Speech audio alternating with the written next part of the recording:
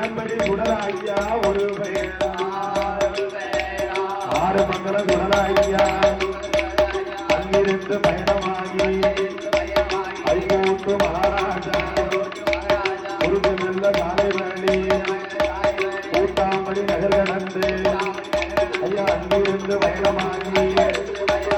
ஆறு மங்கள சுடராய்யா ஐகோட்டு மகாராஜா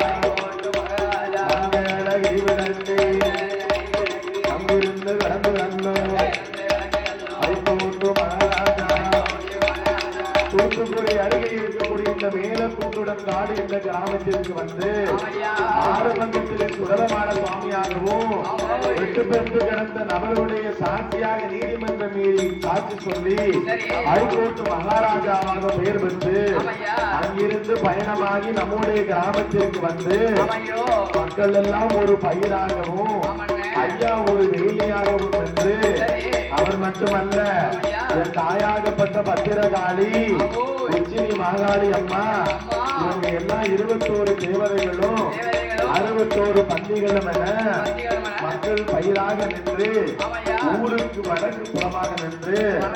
பருவப்பனை வேம்படி சுடலையாக இருந்து என்றென்றைக்கும் கிருபையோடு காத்து வருகிறாரே.